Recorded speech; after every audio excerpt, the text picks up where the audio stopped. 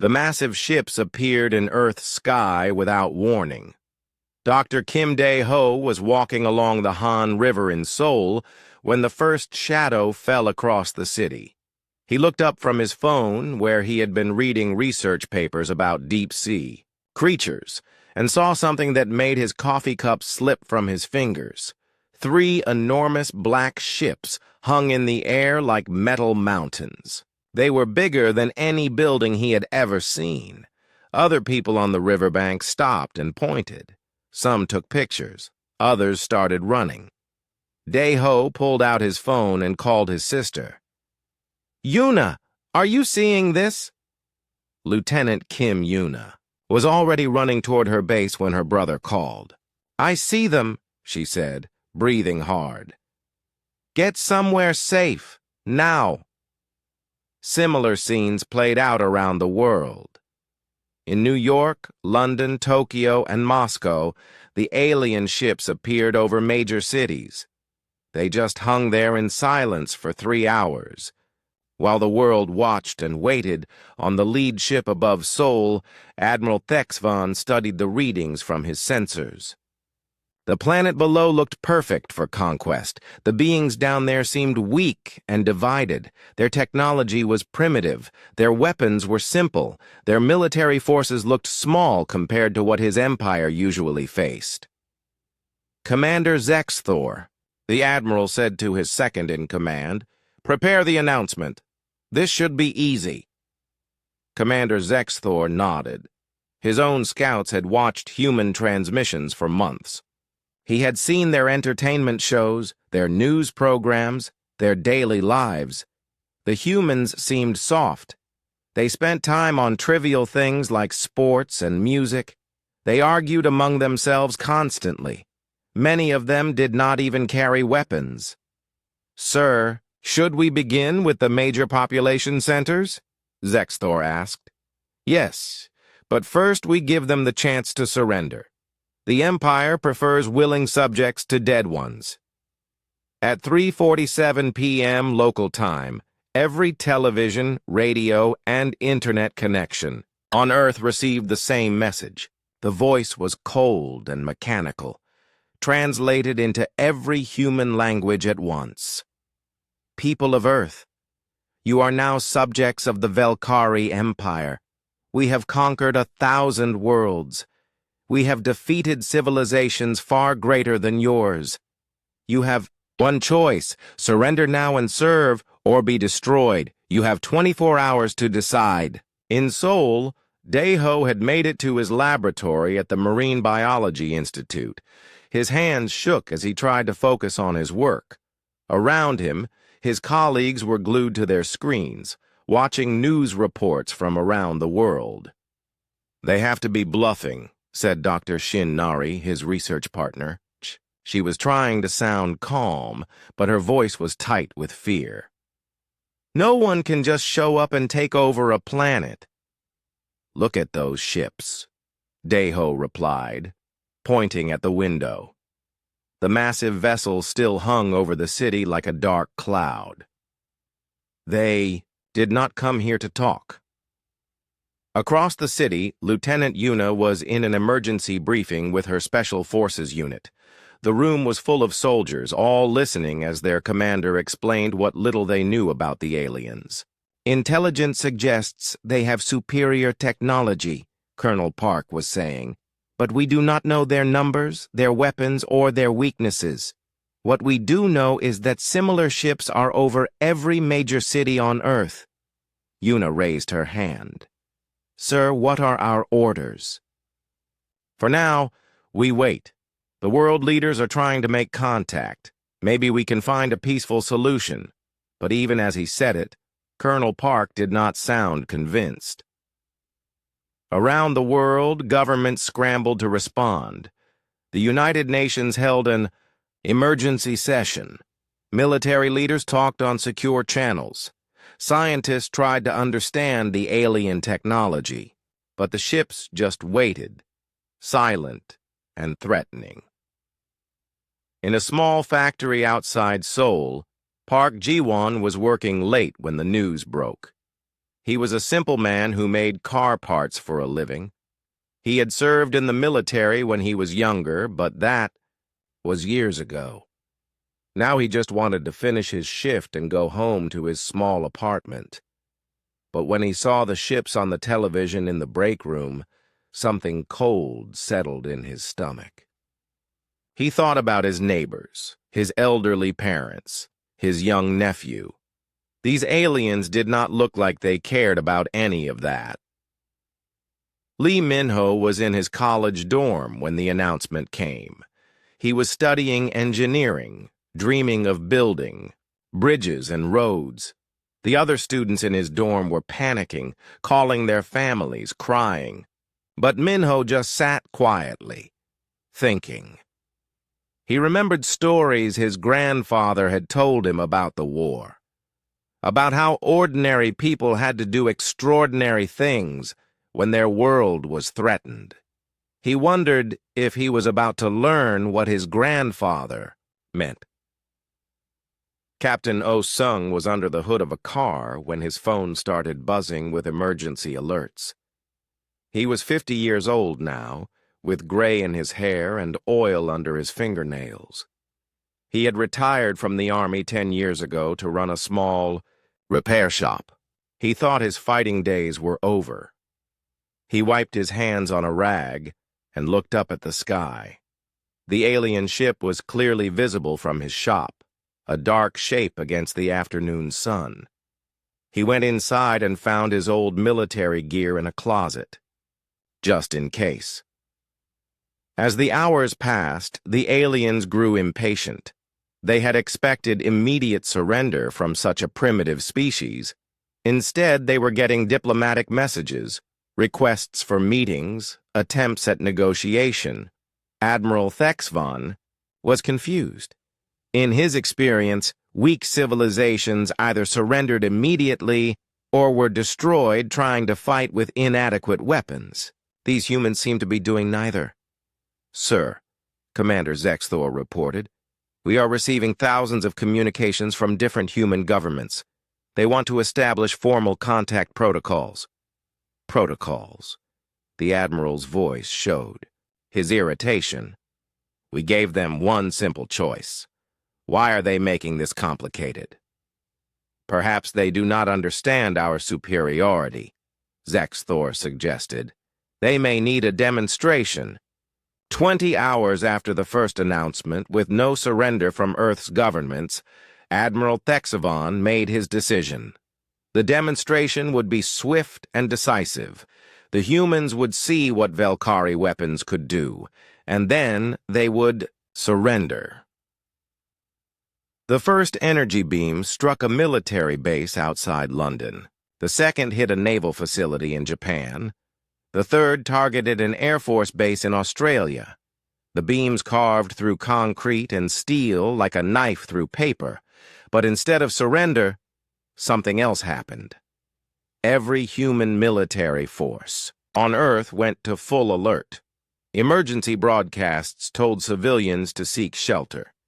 Air raid sirens that had not sounded in decades began to wail in cities across the planet.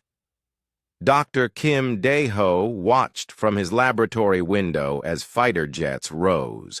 From Seoul's airports, tiny specks racing toward the massive alien ship. He knew they probably could not win, but they were trying anyway. Lieutenant Kim Yuna received her new orders. Find a way to bring down that ship, whatever it takes. Park Ji-won left his factory and went home to get his old rifle. Lee Min-ho downloaded every technical manual he could. Find about explosives and electronics. Captain Oh-sung started making phone calls to other veterans in his neighborhood. The aliens had expected the demonstration to end the war before it began. Instead, they had just declared war on a species they did not understand at all. The first Velkari ground troops landed 3 days after the bombing demonstrations. Commander Zexthor led the assault personally, expecting to find broken and terrified humans ready to surrender. Instead, he found something that made no sense. The Landing site was a suburb outside Seoul. Intelligence had identified it as a typical human residential area. Soft targets, civilians, no military value. Perfect for showing the humans how helpless they were.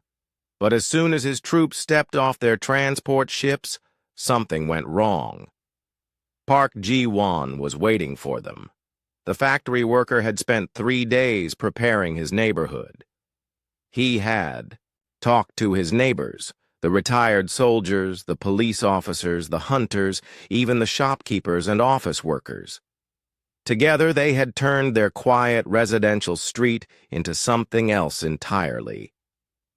When the first alien soldiers came, around the corner they walked into a wall of gunfire from 6 different buildings. Park Ji-won was on his apartment balcony with an old hunting rifle, picking off the aliens who thought they were safe behind their energy shields.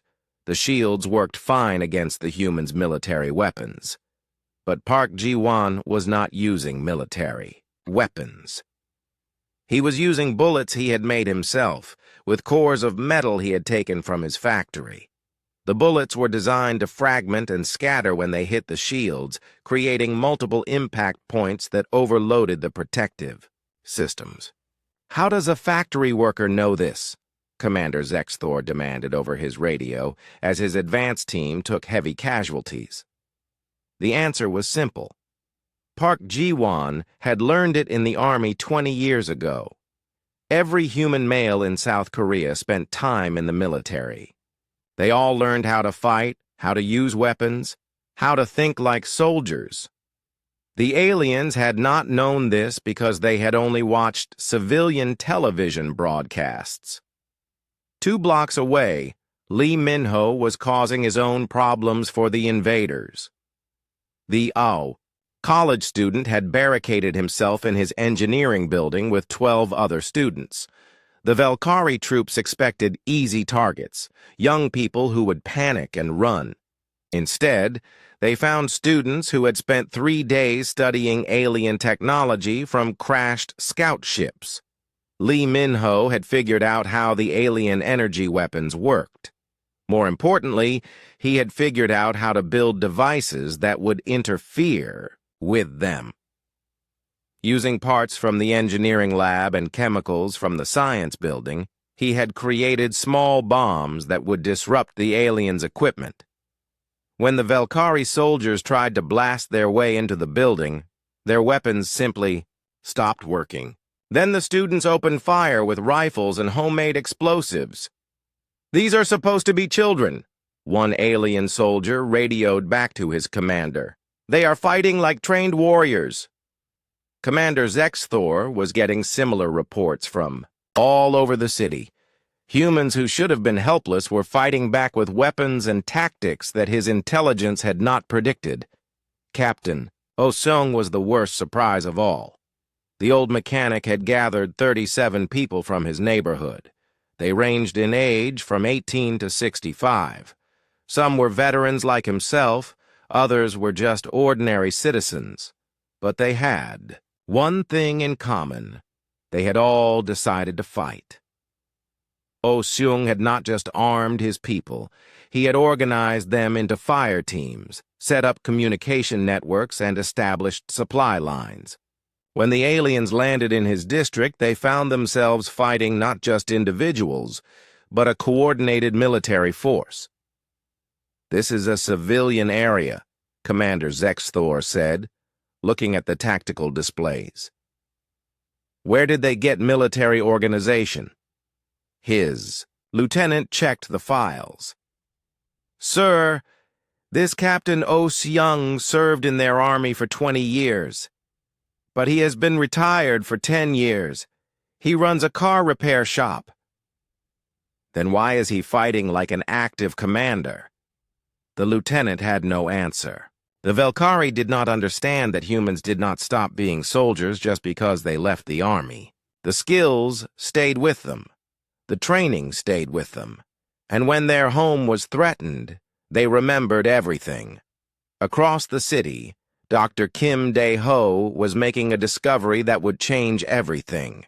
He had been studying pieces of crashed alien scout ships for 3 days straight.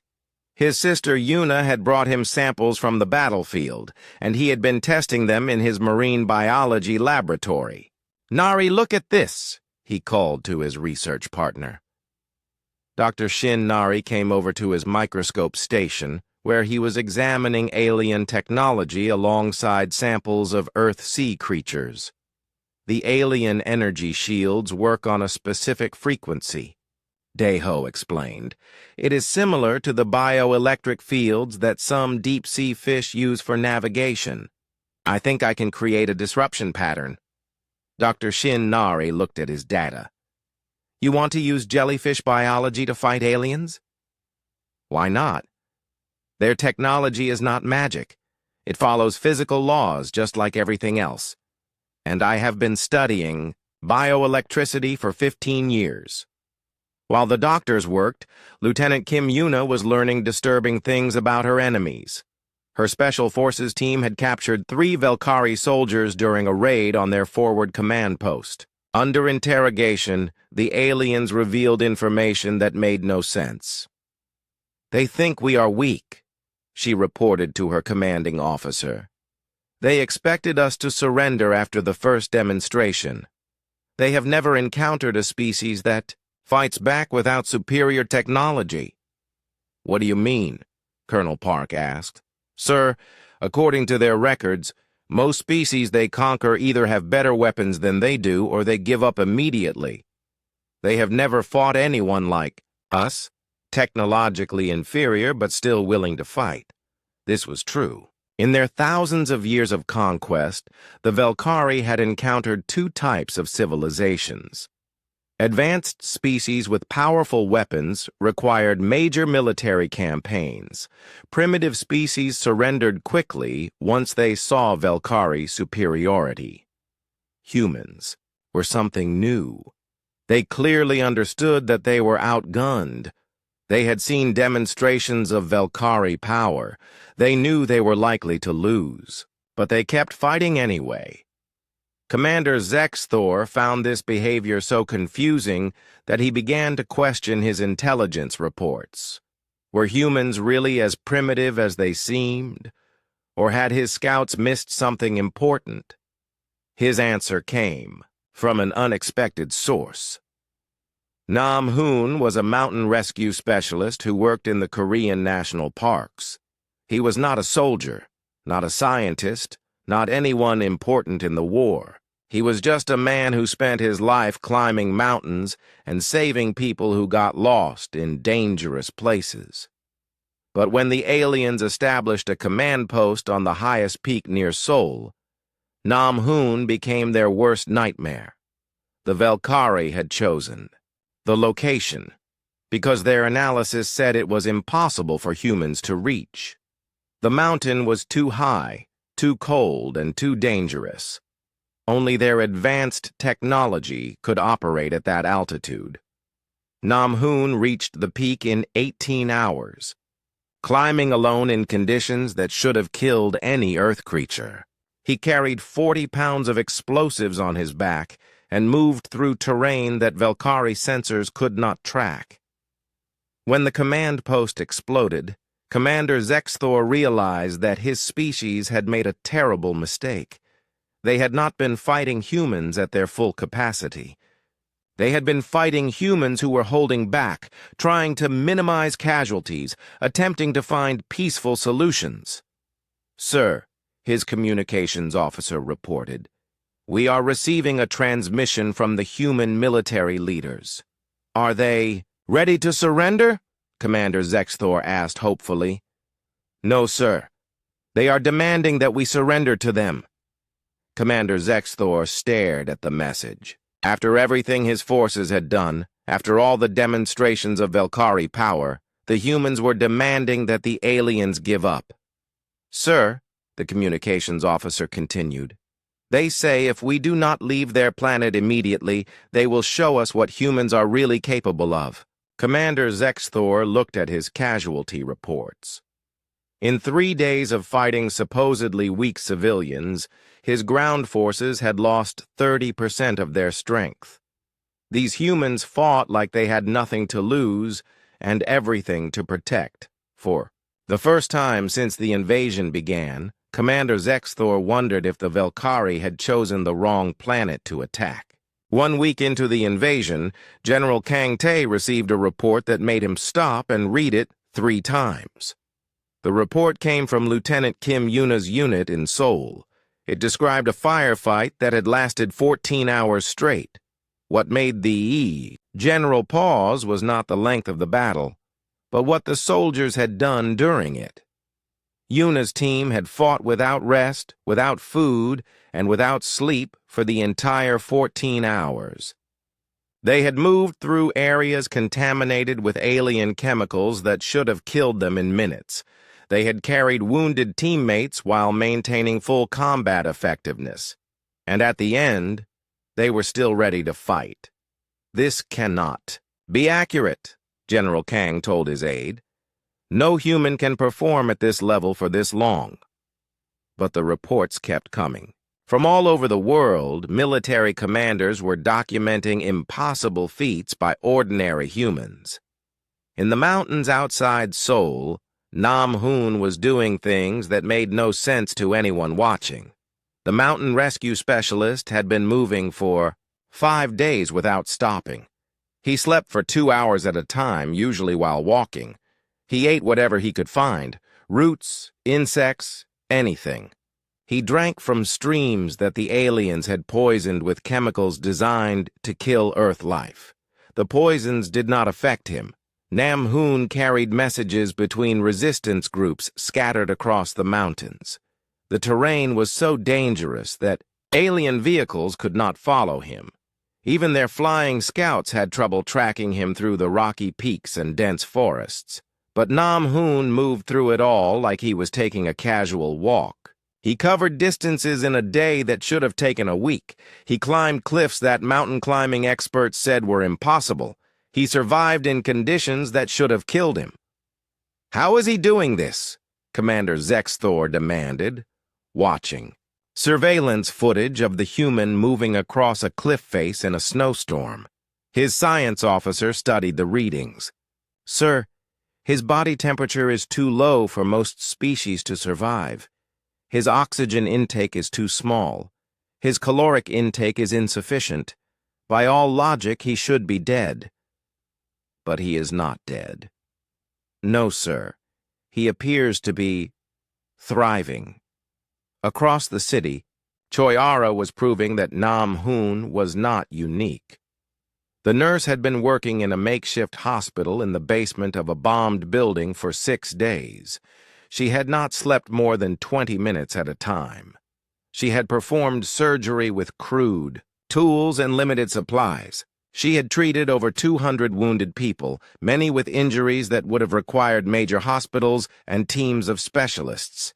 She had not lost a single patient. "How are you still standing?" asked Dr. Jang Myung, a surgeon who had collapsed.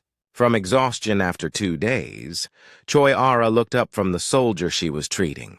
Her hands were steady, her voice was clear, and her eyes were alert. "Standing? I feel fine. This is not that hard." Dr. Jang stared at her. "You have been working for 6 days straight. You have treated trauma cases that would challenge experts, with full equipment. You have done all this in a basement with basic supplies. How can you say this is not hard?" Choi Ara paused in her work, as if she was really thinking about the question for the first time. "I guess it is just what we do when people need help."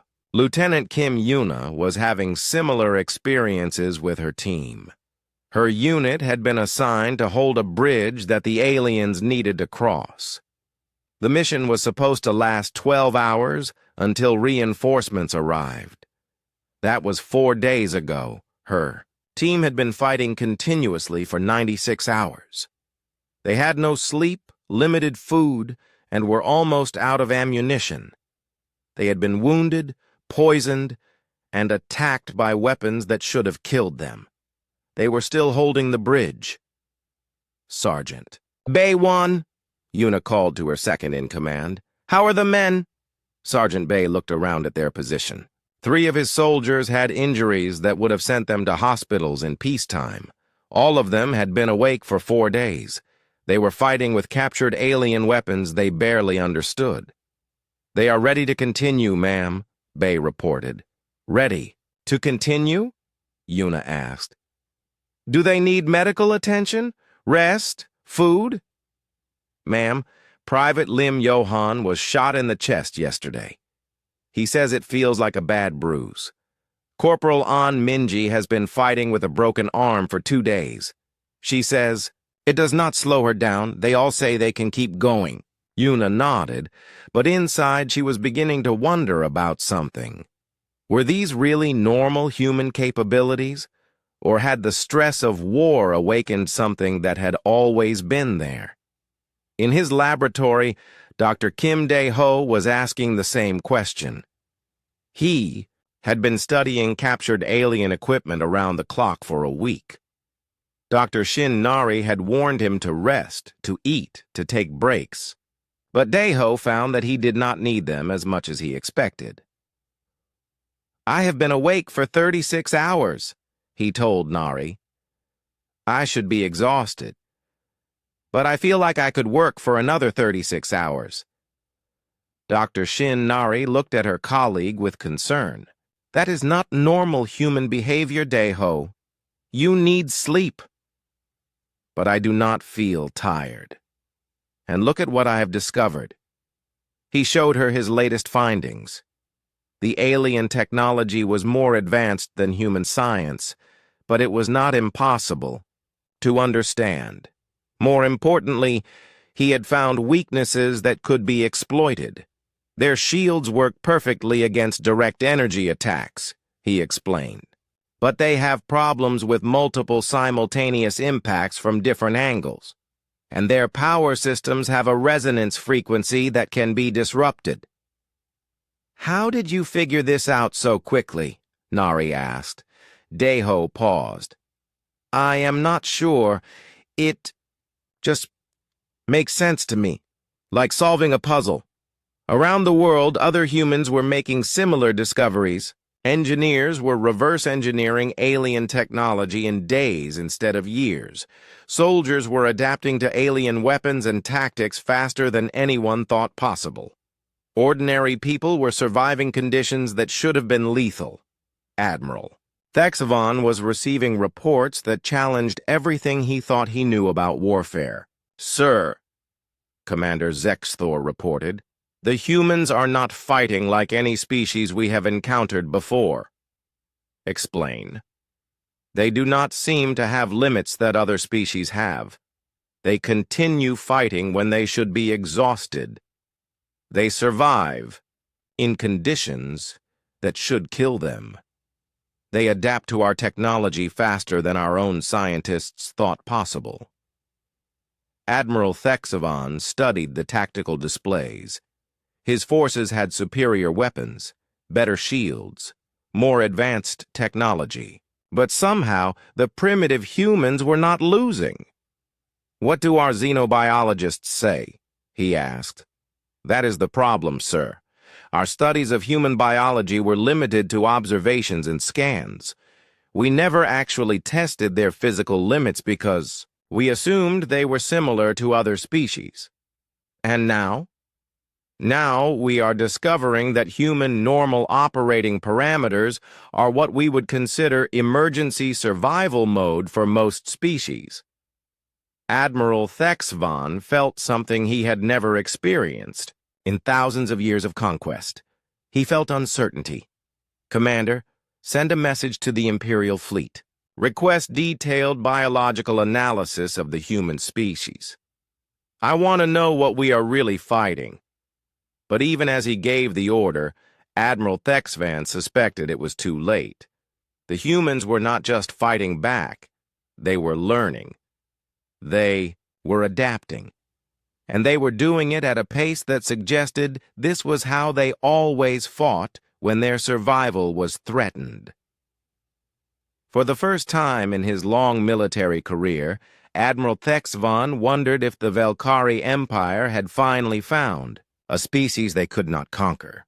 Professor Utamen had been hiding in his university bunker for 10 days when he made the discovery that would change everything.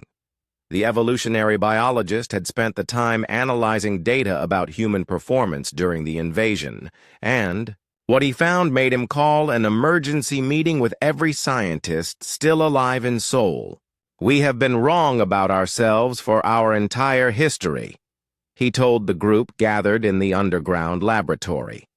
Dr. Kim Dae-ho and Dr. Shin Nari were there, along with 12 other researchers who had survived the bombing of the university. "Wrong. How?" asked Dr. Park Yoon-ji, a biochemist who had been working on alien toxin analysis. Professor Yu pulled up charts and graphs on the emergency power system. "We always thought humans were weak compared to other animals on Earth. We cannot run as fast as cheetah. We cannot lift as much as gorillas. We cannot see as well as eagles. But we were looking at the wrong measurements." He pointed to a graph showing endurance capabilities. "Humans are persistence hunters. We evolved to chase prey until it died of exhaustion. No other large animal on Earth can match human endurance. Over long distances," Dr. Kim Dae-ho studied the data. "But we knew this already. Marathon runners, ultra-distance athletes—" "No, you do not understand," Professor Yu interrupted. "Those athletes are not pushing human limits. They are operating within normal human parameters. What we are seeing in this war, people fighting for days without rest, surviving in impossible conditions, adapting to alien technology, this is what humans were designed to do." Dr. Shin Nari looked skeptical. "You are saying that the impossible things people are doing now are normal." "I am saying they are normal for a species that survived on Earth for millions of years. Earth is a death world compared to most planets. High gravity, dangerous weather, toxic atmosphere for many species, constant geological activity, aggressive plant and animal life. Humans did not just survive here, we dominated here." Across the city, Ha-Jun was proving the professor's theory, without knowing it. The marathon runner had been carrying messages between resistance groups for 8 days. But he was not just running marathons. He was running ultra-marathons daily, through destroyed cities, over mountains, through toxic zones where alien weapons had poisoned the air. Today he was running 200 kilometers from Seoul to Busan, carrying vital intelligence about alien movements. The route took him through areas where the aliens had used chemical weapons that killed every other form of life. Ha-Jun ran through the dead zones without even slowing down. How is he surviving? "In there," Commander Zexthor demanded, watching surveillance footage of the human running through clouds of poison that would kill Velkari soldiers in minutes. His science officer checked the readings again. "Sir, the toxic levels in that area are deadly to all known life forms, but his vital signs remain stable.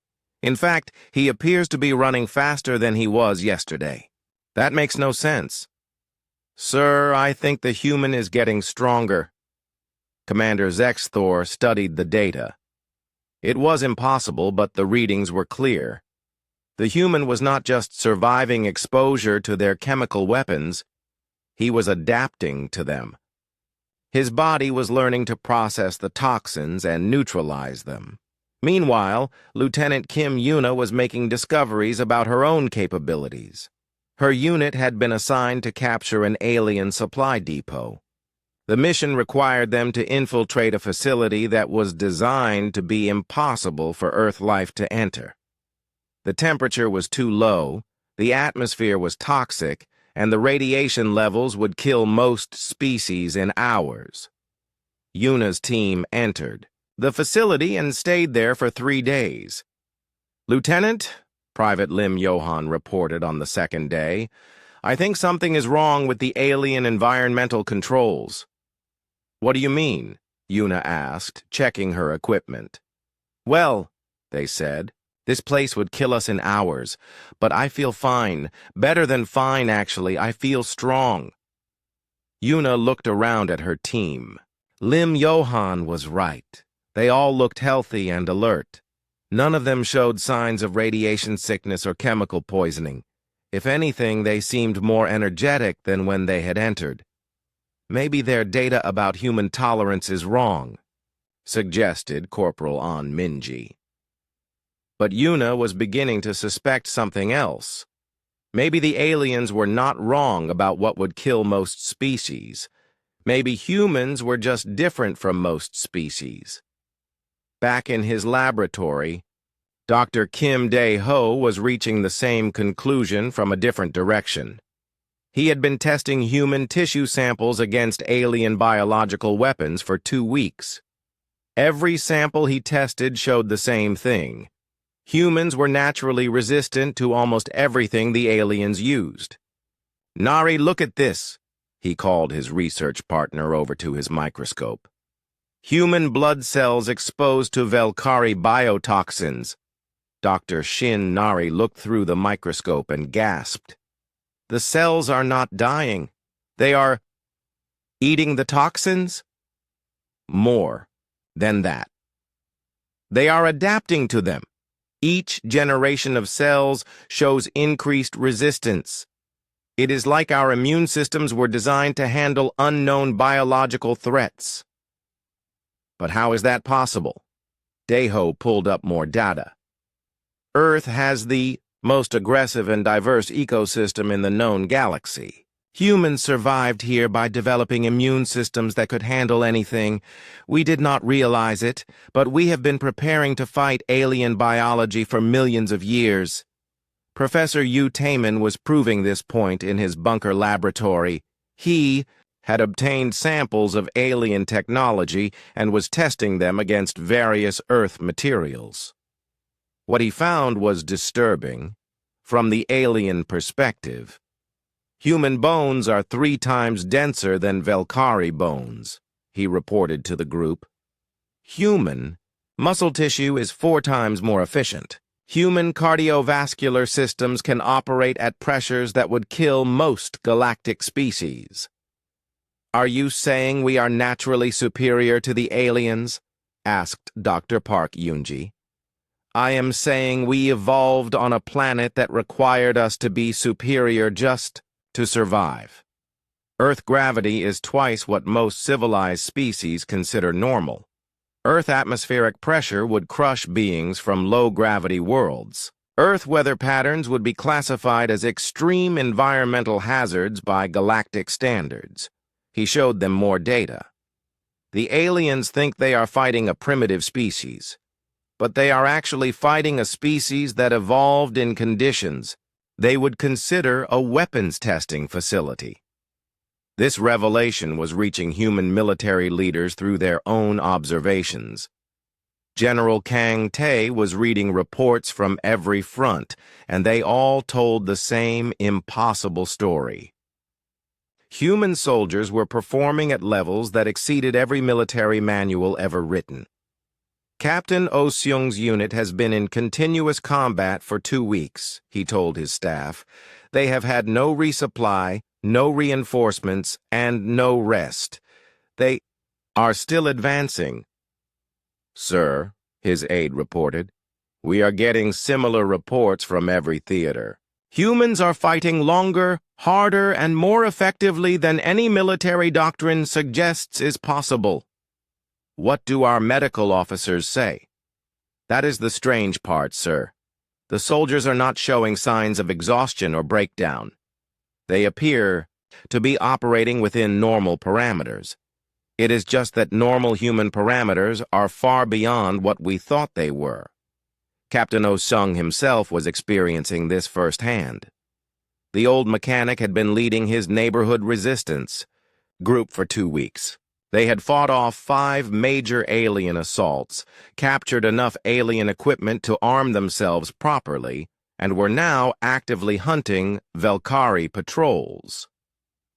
Oh Shung had not slept more than 3 hours in any single period during those 2 weeks. He had been wounded twice.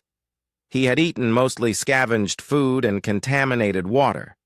He was 50 years old and had been retired from active duty for a decade. He felt better than he had in years. "Something is happening to us," he told Park Ji-won, during a brief rest between battles. "I should be exhausted. I should be broken down, but I feel like I could fight for another month." Park Ji-won nodded. "I know what you mean. It is like the war woke something up inside us. Something that was always there but sleeping. Neither man knew it, but they were experiencing the activation of genetic traits that had been dormant in peacetime humans. Traits that had allowed their ancestors to survive on the most dangerous planet in the galaxy. Admiral Thexvan was finally beginning to understand what his empire was fighting. "Sir," his xenobiologist reported, "I have completed the analysis of human evolutionary history. You are not going to like what I found." Report. "Humans are not a young species, sir. They are survivors. Their planet has experienced multiple mass extinction events. Ice ages, asteroid impacts, supervolcanic eruptions, atmospheric changes that would wipe out most civilizations. And humans survived all of it. Not just survived, they thrived. They evolved to handle any environmental threat their planet could produce. They are living weapons, sir. Biological weapons designed by evolution to be the ultimate survivors." Admiral D.A. Thexvan stared at the report. "Are you telling me we declared war on a planet full of ultimate predators?" "Yes, sir, and we did it thinking they were weak." 3 weeks into the invasion, General Kang Tae received the order he had been waiting for. It came directly from the Unified World Command, signed by every major government on Earth. "All forces are authorized to engage at full capacity. Diplomatic. Restraint is no longer required. Show them what humans can do." For the first time since the invasion began, human military forces stopped holding back. Major Seo Hyun received her new orders at dawn. Her special operations team had been conducting limited strikes against alien positions, trying to minimize casualties and preserve the possibility of peace negotiations. That was over. "We have been fighting with kid gloves," she told her team as they prepared for their new mission. "Command wants us to demonstrate human capabilities without restriction." Staff Sergeant Jang Q checked his equipment. "Ma'am, what does that mean exactly?" "It means we stop pretending this is a police action," Major Seo replied. "We treat it like a war for survival." The difference became apparent immediately. The team's mission was to assault an alien command post that was protected by what the Velkari considered impenetrable defenses. The facility was located in a zone of extreme radiation, surrounded by automated weapons and defended by their best troops. Major Seo's team reached the facility in 4 hours, moving through radiation levels that should have been instantly lethal. Corporal An Minji led the approach, running across open ground while alien energy weapons fired at her. The weapons could not track her properly because she was moving faster than their targeting systems were designed to handle. Staff Sergeant Jang Q went through the front door. "Not around it, not over it, through it!" He hit the reinforced alien metal with his shoulder and the door crumpled like paper. "How is that possible?" The facility commander radioed desperately to his superiors as human soldiers poured through. His defenses. The answer was simple. The aliens had built their defenses to stop beings with normal galactic physiology. Humans were not normal by galactic standards. Across the planet, similar scenes were playing out as human forces unleashed their full capabilities. Captain Oh Shung's neighborhood militia received new equipment and new orders. Instead of just defending their small area, they were tasked with clearing all alien forces from their entire district. "How many aliens are we talking about?" asked Park Ji-won, studying the tactical maps. "About 3,000 Velkari troops," Oh Seung replied. "Plus their vehicles and defensive positions." "And how many of us?" 47 people. Park Ji-won looked at the numbers again. "Captain, those odds are insane." Oh Seung smiled grimly. "Good. Fair fights are for sports. Wars are meant to be won." The assault began at midnight. Oh Seung's people moved through the city like ghosts, using terrain that the aliens could not navigate and fighting in conditions that would disable most galactic species. Ryu Jinwoo, the former electrician, had spent weeks studying alien technology. Now he used that knowledge to turn their own systems against them.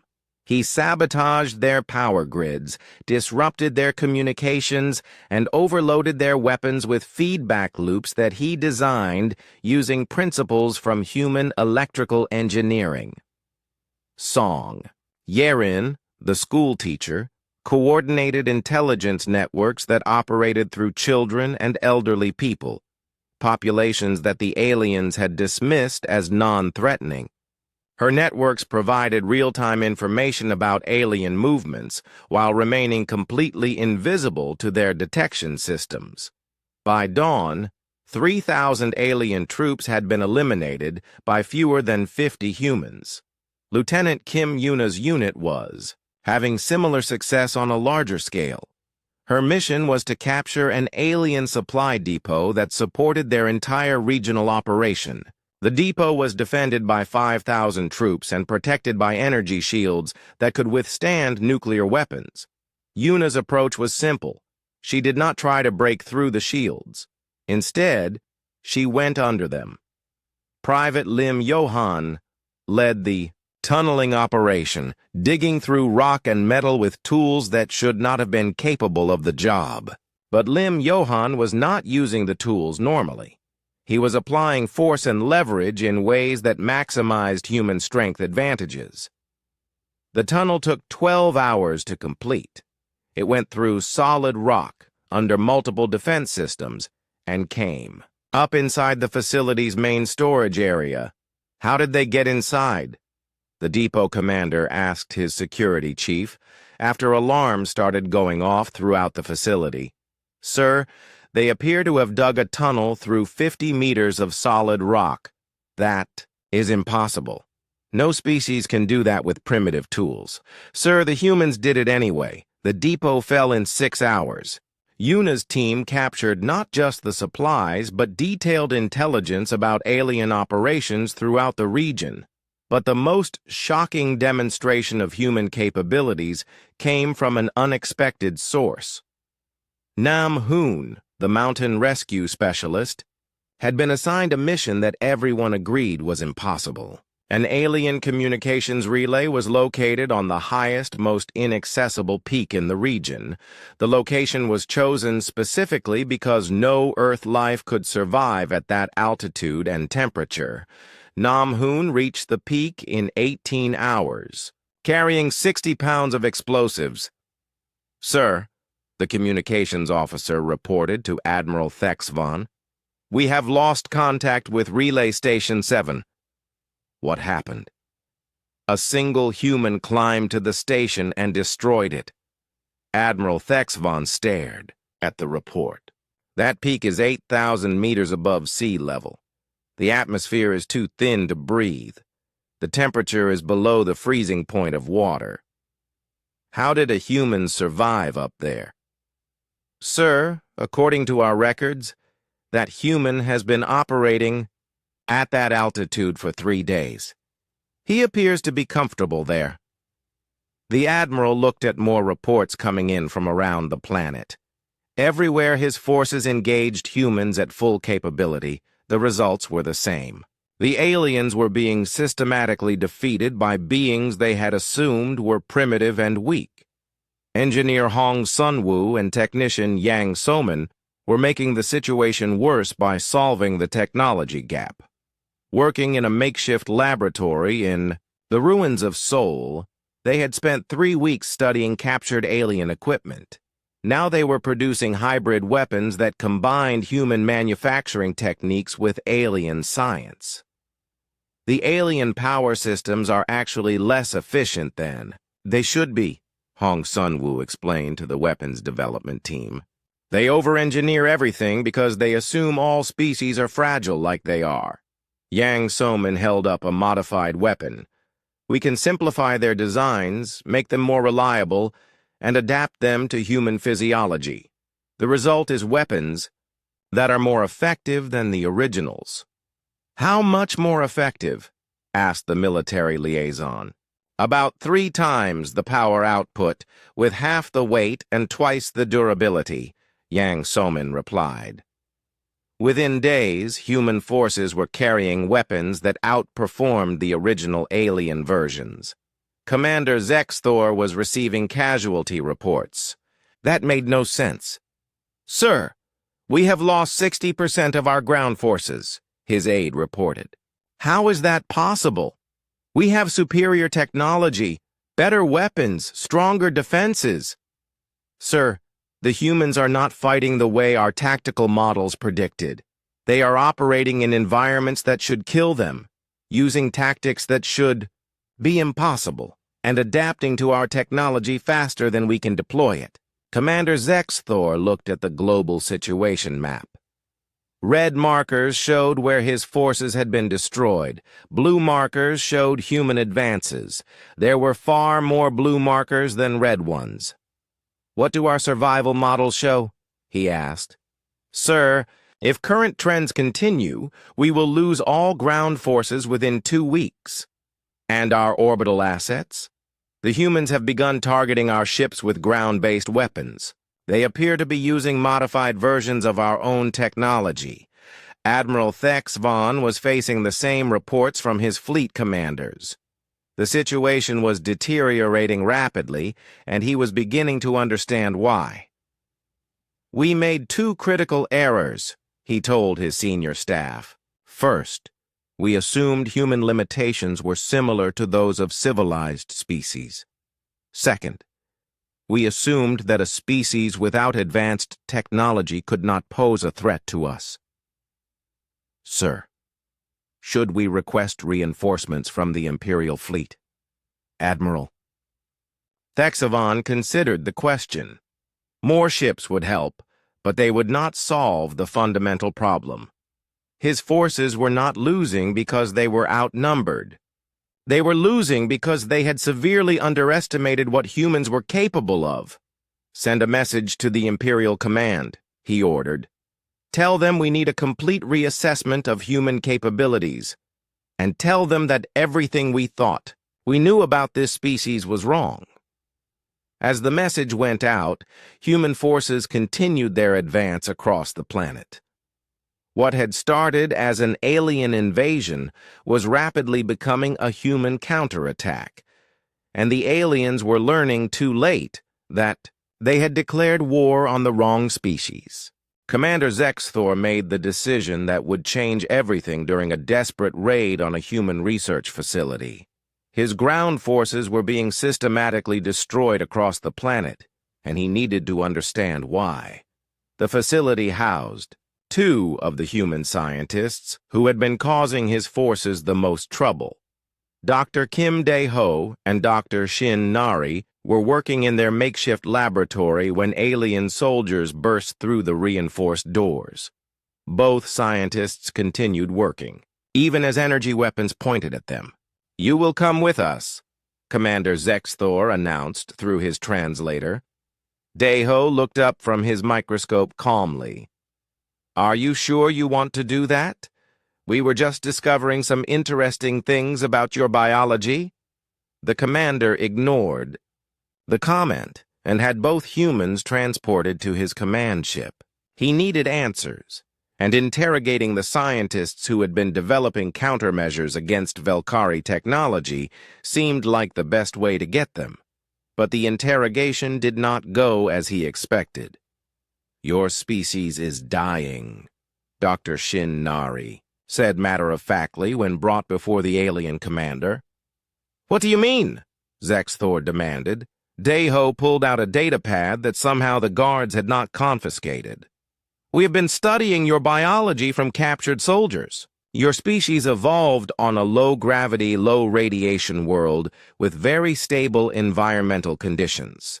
So you have no natural resistance to biological threats, no adaptation mechanisms for environmental stress, and very limited physical capabilities compared to species that evolved under harsh conditions. Dr. Shin Nari continued the explanation. Earth has higher gravity than your homeworld, more radiation, a more aggressive bacterial environment, and weather patterns that would be classified as extreme by your standards. You are fighting us in conditions that are normal for us but lethal for you. Commander Zexthor felt something cold in his stomach. You are saying your planet made you stronger? We are saying your species never had to become strong, Dayho replied. You developed advanced technology because you needed it to survive in the galaxy. We developed advanced biology because we needed it to survive on Earth. To demonstrate his point, Dayho did something that made the alien guard step backward. He took a sample of Velkari biotoxin from his equipment and injected it into his own arm. This toxin kills most galactic species in minutes, he explained, as the guards raised their weapons. For humans, it causes mild nausea for about an hour. Commander Zexthor watched in horror as the humans showed no signs of the rapid cellular breakdown that the toxin should have caused. How is that possible? Dr. Shin Nari answered. Earth bacteria and viruses are far more aggressive than anything in your biological weapons. Our immune systems evolved to handle threats that would wipe out entire civilizations. Your toxins are not even as dangerous as a common human cold virus. Meanwhile, across the planet, other humans were demonstrating capabilities that the aliens found impossible to understand. Engineer Hong Sunwoo had been captured during a raid on a weapons facility. His interrogation revealed information that made Commander Zexthor question everything he thought he knew about technology. Your machines are overbuilt and inefficient, Hong Sunwoo told his captors. You design them for beings who cannot handle stress, physical strain, or environmental hazards. Our technology is the most advanced in the galaxy, the interrogating officer protested. Advanced, yes, but not practical. Look at your weapons. They have multiple safety systems, automated controls and protective barriers because your soldiers cannot handle the physical stress of operating them directly. Human weapons are simpler because humans can handle the stress. Hong Sunwoo pulled out a human-modified alien weapon that he had been working on when captured. We removed 60% of your safety systems, doubled the power output, and cut the weight in half. The result is more effective than your original design. Those safety systems prevent the weapon from killing the user. Only if the user is as fragile as your species. Humans can handle the heat, radiation, and kinetic stress that your safety systems were designed to prevent. The interrogation was interrupted by technician Yang Somin, who had been captured with Hong Sunwoo.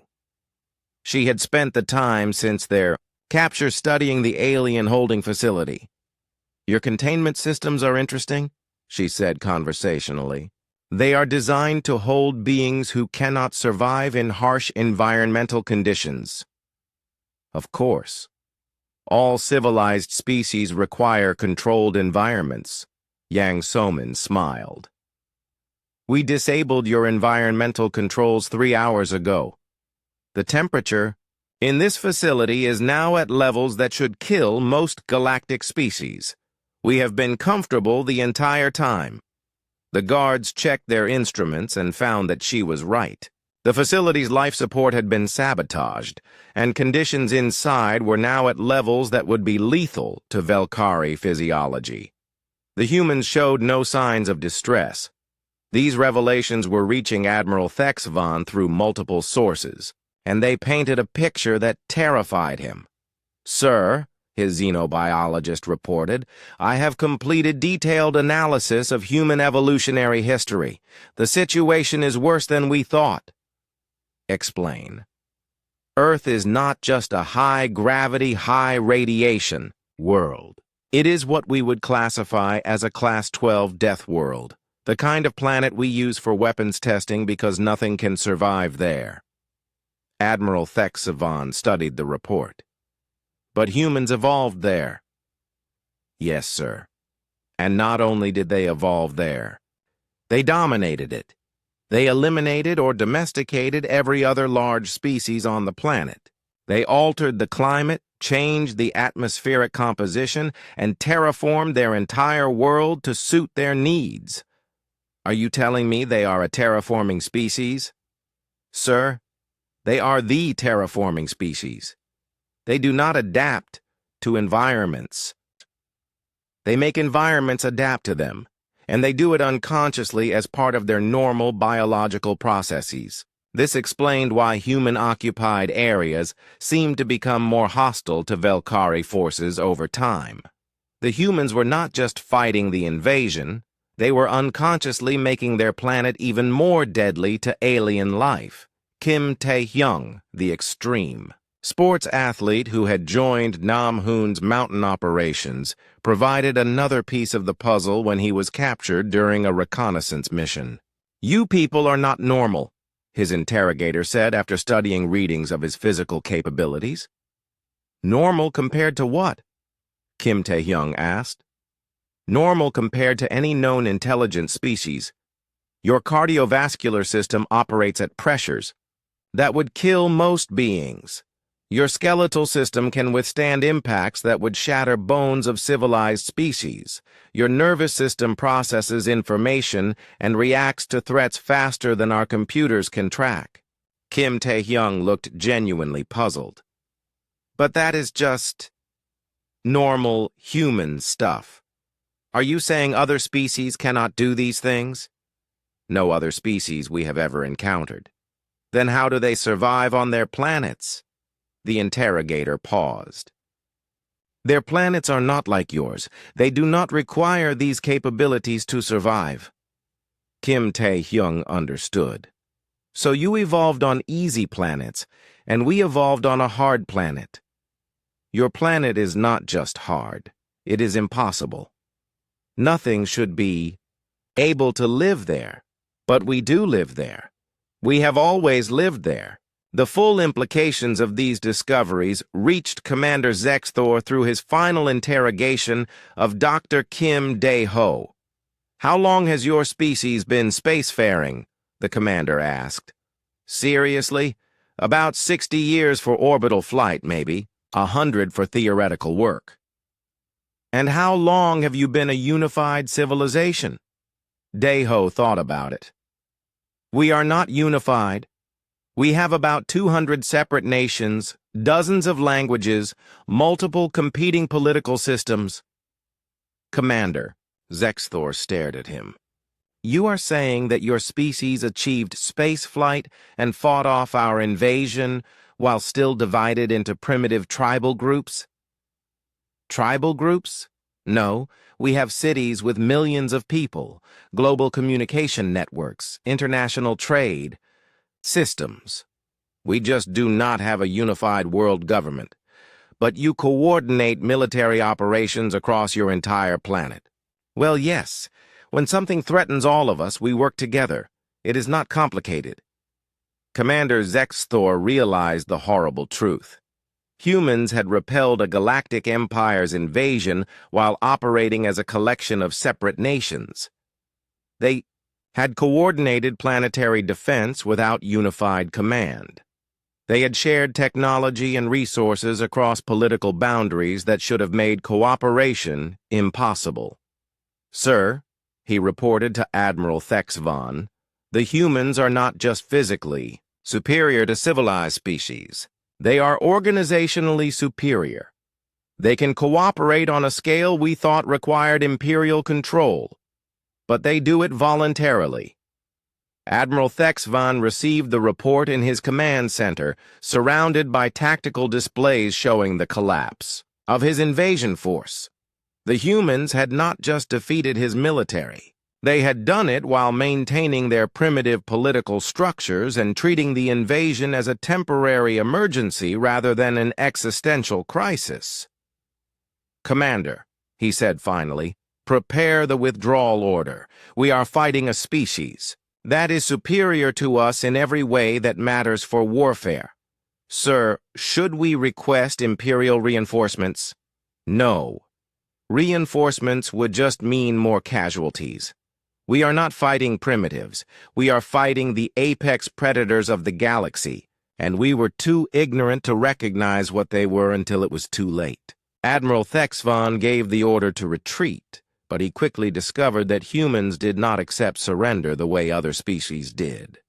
The withdrawal command had barely been transmitted when his fleet found itself under attack from weapons they had never seen before. Admiral Park Hyunwoo led the human space fleet that intercepted the retreating Velkari ships. The human fleet was smaller, using modified civilian spacecraft and improvised weapons, but it moved with coordination that defied everything the aliens knew about space combat. "Sir," the Velkari navigation officer reported, "the human ships are moving in formation patterns that should require impossible levels of coordination. They cannot maintain those positions without computer-assisted flight control," Admiral Thexavan protested, watching the tactical display. "Sir, our analysis suggests they are piloting their ships manually." Admiral Thexvan stared at the screens. Human pilots were flying in formations that required reflexes and spatial awareness beyond what computer systems could provide. They were doing it by instinct, the same way their ancestors had hunted in packs.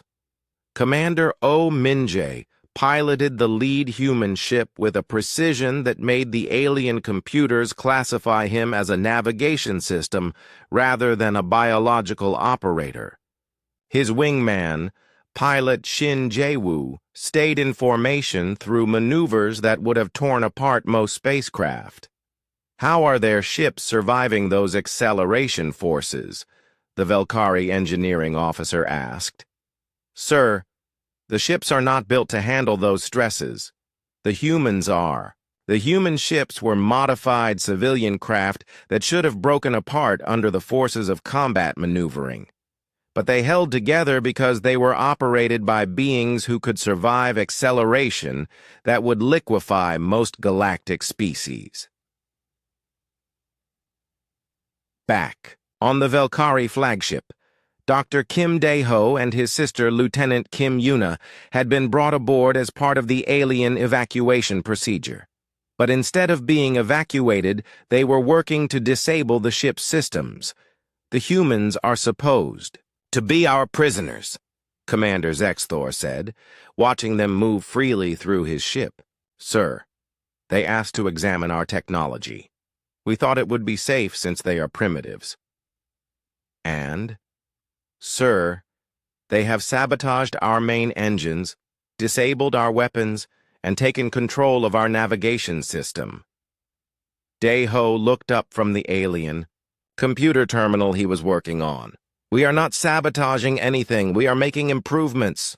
"Improvements?" Yuna joined the conversation while continuing to work on alien systems. "Your technology is inefficient because it is designed for beings who cannot handle stress. We are optimizing it for actual performance rather than safety. You are disabling our safety systems. Those safety systems prevent your technology from operating at full capacity," Dae-ho explained. "They are not necessary for beings who can survive the actual operating conditions." Commander Zexathor realized what was happening. The humans were not just capturing his ship, they were upgrading it. And they were doing it faster than his own engineers could understand the modifications. Similar scenes were playing out across the fleet as human boarding parties took control of alien vessels. But the most shocking development came from an unexpected source. The negotiations were conducted aboard Admiral Thek Savan's flagship, with Ambassador Lee So-young and diplomat Kang Ji-yeon representing Earth's interests. The aliens expected standard diplomatic protocols: discussion of terms, exchange of prisoners, establishment of neutral zones. Instead, they got a lecture on galactic history. Your empire has been avoiding Earth for thousands of years, Ambassador, Lee said, consulting data that no human should have been able to access. That is classified Imperial information, Admiral Thek Savan protested.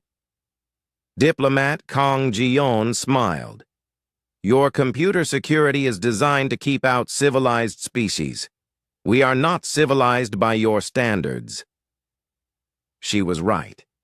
Human programmers had cracked Velkari computer systems using brute force methods that civilized species would never attempt. They had simply overwhelmed the alien security with processing approaches that treated the computers like physical systems to be broken rather than logical systems to be understood. The real question, Ambassador Lee continued, is why your empire classified Earth as a quarantine zone 3,000 years ago. Admiral Thek Savan felt his body temperature drop. That information was sealed at the highest Imperial levels. You know about the classification? We know that every major galactic civilization has Earth marked as a restricted system. We know that trade routes are designed to avoid our solar system. We know that your empire has strict policies against contact with our species. Diplomat. Kang leaned forward. What we did not know until now is why. Professor Yu Taemin entered the negotiation chamber at that moment, carrying data pads and looking like he had not slept in days. Which he had not. I have been analyzing the galactic database we recovered from your systems, he announced. The classification becomes clear when you understand the historical context. He activated a holographic display that showed galactic civilization patterns over millions of years. 12 major intelligent species evolved in this galactic region over the past 5 million years, Professor Yu explained. 11 of them achieved advanced civilizations, developed space travel, and established interstellar empires. What happened to the 12th species? Admiral Thek Savan asked, though he was beginning to suspect the answer. They stayed on their planet. But that planet was Earth. And those 11 advanced civilizations, they are all extinct now. The holographic display showed the rise and fall of galactic empires over millions of years. Each one had grown, expanded, and then suddenly disappeared from the historical record. The pattern becomes obvious once you map it properly, Professor Yu continued. Every time a galactic civilization grew large enough to encounter Earth directly, they went extinct within a few thousand years. Are you claiming humans destroyed galactic civilizations? Admiral Thek Savan demanded. We are claiming that something on Earth did, and the surviving galactic civilizations learned to stay away. Ambassador Lee pulled up more data. Your own historical records refer to Earth as the Silent Planet and the Forbidden System. Your military manuals contain warnings about death, world organisms, and impossible biological parameters. But you never actually studied what those warnings meant, Diplomat Kang added. You just assumed they referred to environmental hazards or primitive weapons. Professor Yu activated another display. The warnings were about us, about what evolution produces when it operates without limits for millions of years on a planet, that kills anything that is not perfectly adapted to survive. Admiral Thexvon studied the historical data with growing horror. Are you saying that humans are responsible for the extinction of previous galactic civilizations? We are saying that evolution is responsible, Professor Yu corrected. Humans are simply the result of millions of years of evolution operating on a planet that requires perfection for survival. But you have no advanced technology. You have no interstellar empire. We do not need them, Ambassador Lee explained. Every time a galactic civilization encountered Earth, they assumed that technological advancement meant superiority. They were wrong. Diplomat Kang pulled up the final piece of data. Biological superiority always defeats technological superiority in the long term. Technology can be copied, stolen, or improved. Biology is fundamental. What are you proposing? Admiral Thexvan asked. Nothing, Ambassador Lee replied. We are not proposing anything. We are explaining why your empire will never return to Earth and why no galactic civilization will ever successfully conquer our species. You cannot threaten the entire galaxy. We are not threatening anyone, Professor Yu said calmly. We are explaining natural law. Species that evolve on death worlds become apex predators. Species that evolve on garden worlds become prey. This is not a threat. It is biology. The negotiations ended with the Velkari. Admiral Thexvon gave the order to retreat, but he quickly discovered that humans did not accept surrender the way other species did. The withdrawal command had barely been transmitted when his fleet found itself under attack from weapons they had never seen before. Admiral Park Hyun-woo led the human space fleet that intercepted the retreating Velkari ships. The human fleet was smaller, using modified civilian spacecraft and improvised weapons. But it moved with coordination that defied everything the aliens knew about space combat. Sir, the Velkari navigation officer reported, the human ships are moving in formation patterns that should require impossible levels of coordination. They cannot maintain those positions without computer-assisted flight control, Admiral Thexavan protested, watching the tactical display. Sir, our analysis suggests they are piloting their ships manually. Admiral Thexvan stared at the screens. Human pilots were flying in formations that required reflexes and spatial awareness beyond what computer systems could provide. They were doing it by instinct, the same way their ancestors had hunted in packs. Commander O. Minji piloted the lead human ship with a precision that made the alien computers classify him as a navigation system rather than a biological operator. His wingman, Pilot Shin Jae-woo, stayed in formation through maneuvers that would have torn apart most spacecraft. How are their ships surviving those acceleration forces? The Velkari engineering officer asked. Sir, the ships are not built to handle those stresses. The humans are. The human ships were modified civilian craft that should have broken apart under the forces of combat maneuvering, but they held together because they were operated by beings who could survive acceleration that would liquefy most galactic species. Back on the Velkari flagship, Dr. Kim Dae-ho and his sister Lieutenant Kim Yuna had been brought aboard as part of the alien evacuation procedure. But instead of being evacuated, they were working to disable the ship's systems. The humans are supposed to be our prisoners, Commander Zexthor said, watching them move freely through his ship. Sir, they asked to examine our technology. We thought it would be safe since they are primitives.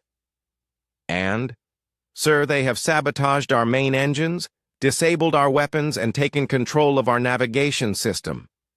Dae-ho looked up from the alien computer terminal he was working on. We are not sabotaging anything. We are making improvements.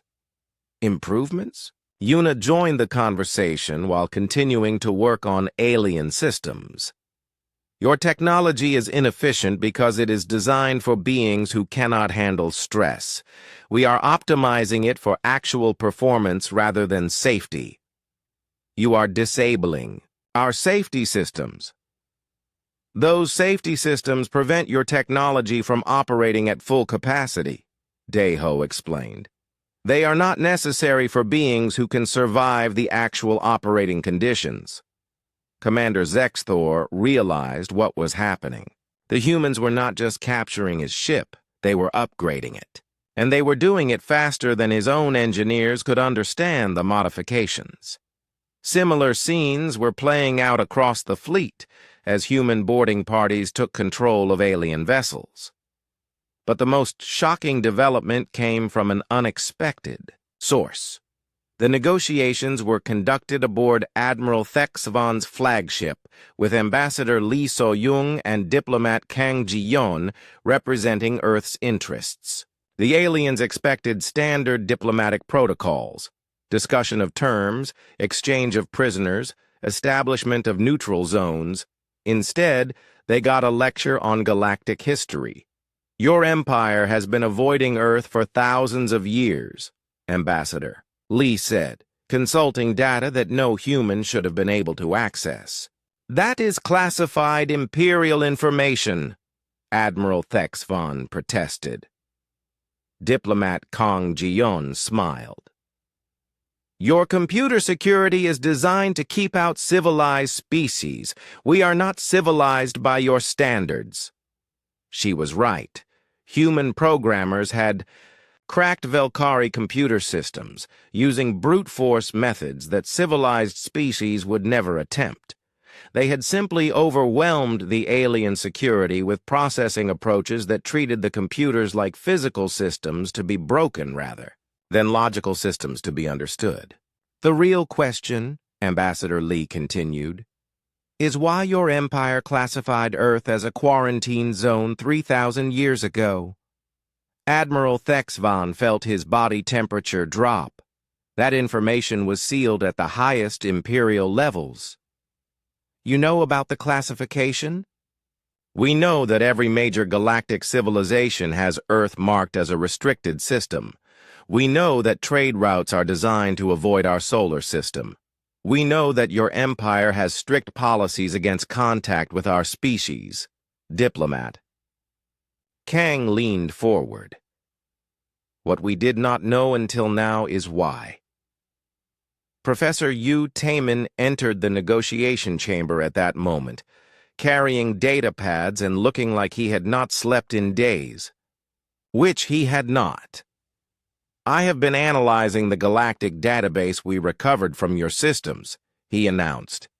The classification becomes clear when you understand the historical context. He activated a holographic display that showed galactic civilization patterns over millions of years. 12 major intelligent species evolved in this galactic region over the past 5 million years, Professor Yu explained. 11 of them achieved advanced civilizations, developed space travel, and established interstellar empires. What happened to the 12th species? Admiral Thexvan asked, though he was beginning to suspect the answer. They stayed on their planet, but that planet was Earth. And those 11 advanced civilizations? They are all extinct now. The holographic display showed the rise and fall of galactic empires over millions of years. Each one had grown, expanded, and then suddenly disappeared from the historical record. The pattern becomes obvious once you map it properly, Professor Yu continued. Every time a galactic civilization grew large enough to encounter Earth directly, they went extinct within a few thousand years. Are you claiming humans destroyed galactic civilizations? Admiral Thexvan demanded. We are claiming that something on Earth did, and the surviving galactic civilizations learned to stay away. Ambassador Lee pulled up more data. Your own historical records refer to Earth as the Silent Planet and the Forbidden System. Your military manuals contain warnings about death, world organisms, and impossible biological parameters. But you never actually studied what those warnings meant, Diplomat Kang added. You just assumed they referred to environmental hazards or primitive weapons. Professor Yu activated another display. The warnings were about us, about what evolution produces when it operates without limits for millions of years on a planet, that kills anything that is not perfectly adapted to survive. Admiral Thexvon studied the historical data with growing horror. Are you saying that humans are responsible for the extinction of previous galactic civilizations? We are saying that evolution is responsible, Professor Yu corrected. Humans are simply the result of millions of years of evolution operating on a planet that requires perfection for survival. But you have no advanced technology. You have no interstellar empire. We do not need them, Ambassador Lee explained. Every time a galactic civilization encountered Earth, they assumed that technological advancement meant superiority. They were wrong. Diplomat Kang pulled up the final piece of data. Biological superiority always defeats technological superiority in the long term. Technology can be copied, stolen, or improved. Biology is fundamental. What are you proposing? Admiral Thexvon asked. Nothing, Ambassador Lee replied. We are not proposing anything. We are explaining why your empire will never return to Earth, and why no galactic civilization will ever successfully conquer our species. You cannot threaten the entire galaxy. We are not threatening anyone, Professor Yu said calmly. We are explaining natural law. Species that evolve on deathworlds become apex predators. Species that evolve on garden worlds become prey. This is not a threat. It is biology. The negotiations ended with the Velkari Empire agreeing to terms. They had never accepted before in their history of conquest. We will withdraw all forces from Earth immediately, Admiral Thexvon announced. We will establish no colonies, no research stations, no monitoring posts in your system. And, Ambassador Lee prompted, we will update our galactic databases to classify Earth as a restricted death world. No Imperial ships will enter your system without explicit permission from your species. Additionally, Diplomat Kang added, you will share this information with all other galactic civilizations. Every species needs to understand what Earth represents. Admiral Thexvon nodded reluctantly. It will be done, but the humans were not finished. There is one more thing, Professor Yu said. Your species needs to understand something about human psychology. What? We do not hold grudges, but we do not forget threats.